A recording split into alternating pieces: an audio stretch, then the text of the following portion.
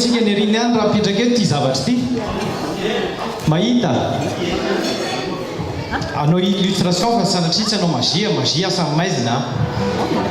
raha naharin'izao tontolo izao Andriamanitra dia nahariny zanak'olombelona izay zavaboary anisan'ny tsara indrindra illustreko amin'ity zavatra ity rehefa tonga teto amin'izao tontolo izao nefa ny olombelona dia tonga ny inona tonga ny fahotana rehefa tonga ny fahotana dia nisy ny marary mivoaka daholo ny tsilo ny voninkazo zavatra ratsy rehetrarehetra izany hoe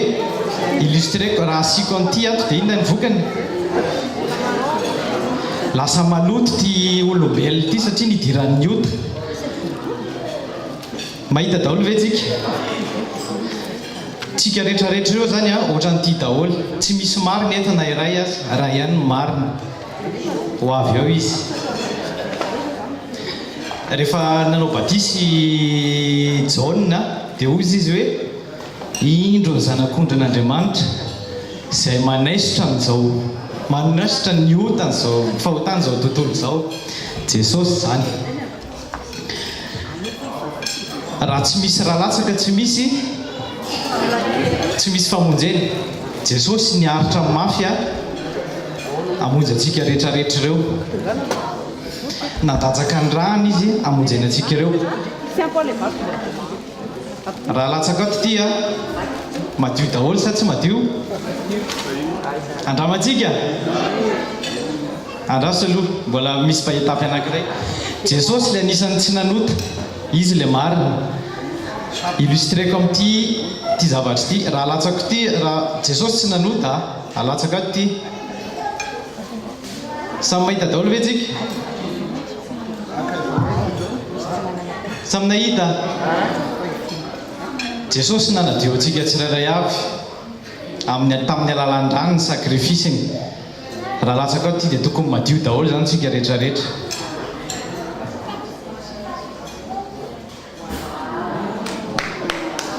ho an'i Jesosy irery mivonahitra andraso aloha mbola tsy vita izy ozy hoe izy le tsy nanota indrindra donc ty raha latsaka ato daholo satria raha vita batisy Jesosy dia nakany amin'ny efitra netiny devoly tany any efitra nalaina fanahy ozy ny devoly hoe avadio mofo io vato io dia ny ten'Andriamanitra namaliny anazy midina misaoty ianao amin'ny antsana io dia ny tenin'Andriamanitra namaliny anazy ny feny Romains 8:1 fa tsy misy fanamelohana izay eo amin'i Jesosy Kristy izany hoe izay manana an' Jesosy manana fiainana ozy ny tenin'ny apôstôly Paul hoe qui va me libérer de cette mort izany hoe maty tsika raha vao nanota fa Jesosy irery ihany no manafaka manome fiainana donc ny ota rehetrarehetra zany voafafan'i Jesosy ho an'izay rehetra mino anazy fa toy izao ny tiavan'Andriamanitra izao tontolo izao nanomezany zanalahy tokany izay Jesosy izay rehetra mino anazy mba hanana fiainana mandrakizay amen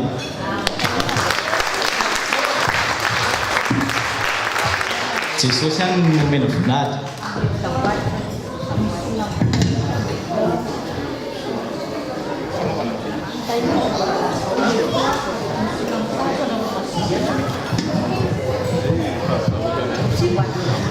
misaotra ny toditsika tamin'ny illustration zany hoe ahoana fomba nananjovan'ny Kristy an'izao tontolo izao araka ny lazaintsika tery anoloana dia hoe nidiran'ny ota tamin'ilay nihinana an'ilay voankazo voarary dia avy eo toa tamin'ny avy eo resaka kodretsika teo momba ny Esau izay varotra amin'ny fizokiny tamin'ny alalan'ny sakafo dia nanao diga davabe zahako makany amin'ny testamenta vaovao inona reny fantatrareo hoe fahagagarana atao Kristy manakana tana hoe izay mahafantatra hoe inavy le izy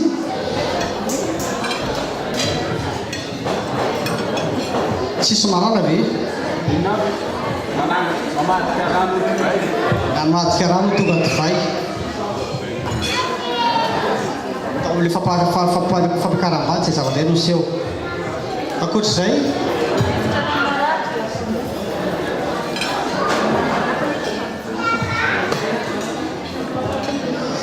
raha ohatra ka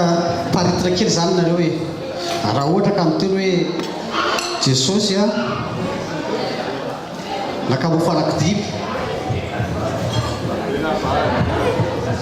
dia ahoana kay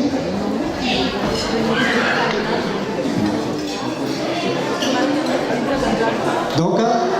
misy a ny fagagana atao Kristy koa mofo dimy sy azan-drano roa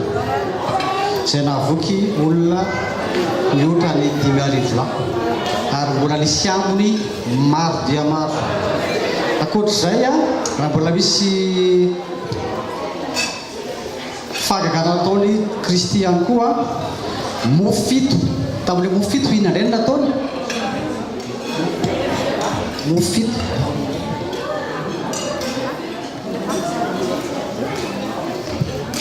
zay tsy fantatsika matetika satria tsy dia misy milaza loatra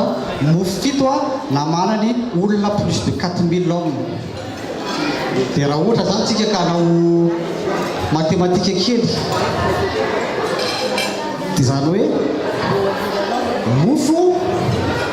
20 mahavoky olona 7,000 tsy zay ve non tsy 7,000 a 2,000 sy 1 alina zay mbola tsy manao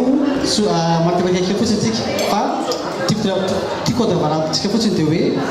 Kristy zay avy any an-danitra niza tety an-tany a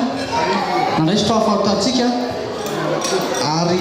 tsy nofy ihany na fahafale fanahintsika zay matoko ary izay moa no tamin'androenana ny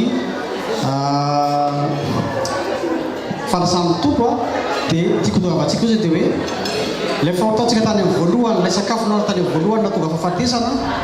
tonga atao amin'ny Kristy ilay izy a Kristy a nanaiky ho faty a misolo tenantsika izy no namonjy antsika ary lasa fahafahana ao antsika ilay fahafatesan'ny Kristy izay atsiarovantsika isaky mandray ny fanasan'ny tompontsika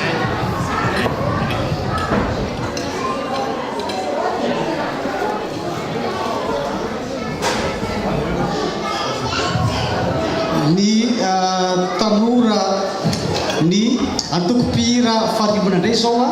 no hiverina ety amin'ny sehatra hanao hira roa mifanesy mitondra ny lohateny hoe eo aniranao satria ny eo aniran'Andriamanitra ihany no mahatsara antsika raha zany tsika dia very ary rehefa ohatra tsika ka eo anakaikin'Andriamanitra dia afaka mioby an'Andriamanitra koa mangataka ny antoko-pihira faharimona ndraikany aty amin'ny sehatra hanao ny hira mitondra ny lohateny hoe eo aniranao ary manarak'izay